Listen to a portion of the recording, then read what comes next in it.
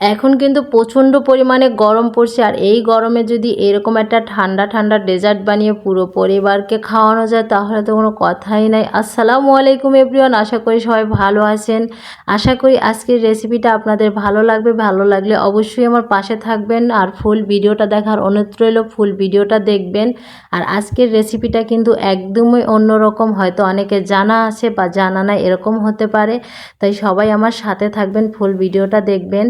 আমি এখানে অনেকগুলো ঝুন নারকেল নিয়ে নিয়েছি। আমরা কিন্তু এই ঝুন নারকেলের পানি কিন্তু ফেলে দিই, আজকে আমি সেই পানিটা দিয়েই কিন্তু একটা পুডিং বানিয়ে আপনাদেরকে দেখাবো। নারকেল থেকে পানি বের করে নিয়ে নিয়েছি, এখন এটার ভিতর দিয়ে দেব চিনি। এখানে 3টা নারকেলের পানি আছে, আর এই পানিটা কিন্তু মিষ্টি কম হয়, যার জন্য একটু চিনি দিলে খেতে কিন্তু ভালো হবে। আর আমি কিন্তু লাল চিনি দিচ্ছি, যার জন্য কালারটা চেঞ্জ হয়েছে।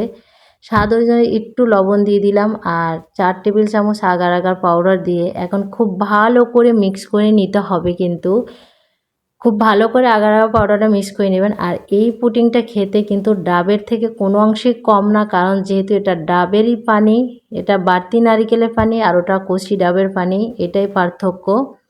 এখন আমি চুলায় বসিয়ে দিলাম। এখন চুলায় বসিয়ে খুব ভালোভাবে নাড়তে হবে অনবরত, নয়তো উপরে জমে যাবে আর পুডিংটা কিন্তু বসবে না ভালোভাবে।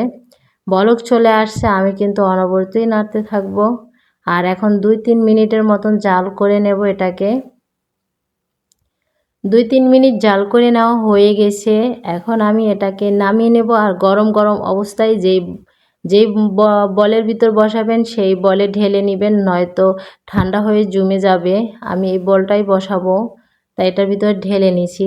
আর আমি একটু নারকেল কুড়িয়ে নিয়েছিলাম, এই যে দেখুন চিকন লম্বা করে, এই নারকেলগুলো দিয়ে দিব একটু সৌন্দর্যের জন্য। আপনি চাইলে দিতেও পারেন, নাও দিতে পারেন, কিন্তু খেতে কিন্তু আলহামদুলিল্লাহ অনেক মজা হয়েছে। আমি আগে ডাবের পানি ফেলে দিতাম, এখন দেই না। ঠান্ডা করে এটা নর্মাল ফ্রিজে রেখে দিয়েছিলাম 2-3 ঘন্টার জন্য। এটা একদমই বসে গেছে খুব সুন্দর করে। একটু বাড়তি ছিল, এটা আমি এই যে ছোট্ট বাটিতে বসিয়েছিলাম, এটাও আলহামদুলিল্লাহ সুন্দরভাবে হয়ে গেছে। এখন আমি আপনাদেরকে অন্য প্লেটে বের করে দেখাবো যে আসলে পুডিংটা কত সুন্দর হয়েছে। এই যে খেতেও কিন্তু আলহামদুলিল্লাহ অনেক মজা হয়েছে, আমার বাচ্চারা খুব পছন্দ হয়েছে। এটা কিন্তু চাইলে মেহমান আসলেও বানিয়ে দিতে পারেন, কখনো আর ভুল করে এরকম নারকেল পানি ফেলে না দিয়ে এটা বানিয়ে দিতে পারেন। এই পানিতে কিন্তু পুষ্টিগুণ কম নাই, বেশিই আছে। আশা করি আজকের রেসিপিটা আপনাদের ভালো লাগবে। অবশ্যই ভালো লাগলে ফুল ভিডিওটা দেখবেন আর আমার পাশেই থাকবেন, অনুরোধ রইল। দেখুন কতটা থলথলে হয়েছে, এটা একদম জেলির মতন থলথলে, আর খেতে কিন্তু খুবই ভালো হয়েছে। এটা ছোট থেকে বড়, আর এই গরমে এইরকম একটা ডেজার্ট থাকলে আর তো কোনো কথাই নাই। আলহামদুলিল্লাহ অনেক সুন্দর হয়েছে। কিন্তু এইরকম একটা পুডিং বানিয়ে যদি আপনি প্রতিদিন সবাইকে দেন, সবাই কিন্তু অনেক খুশি হয়ে যাবে, কারণ প্রচণ্ড পরিমাণে গরম, যা সহ করা যাচ্ছে না। আর বাচ্চারা তো নিমিষের মধ্যে প্লেট ফাঁকা করে দেবে, কারণ এটা খেতে কিন্তু একদমই জেলির মতন হয়েছে, কোনো অংশে কম না। কিন্তু আজকের ভিডিওটা এই পর্যন্তই। সবাই ভালো থাকবেন, সুস্থ থাকবেন, আল্লাহ হাফেজ।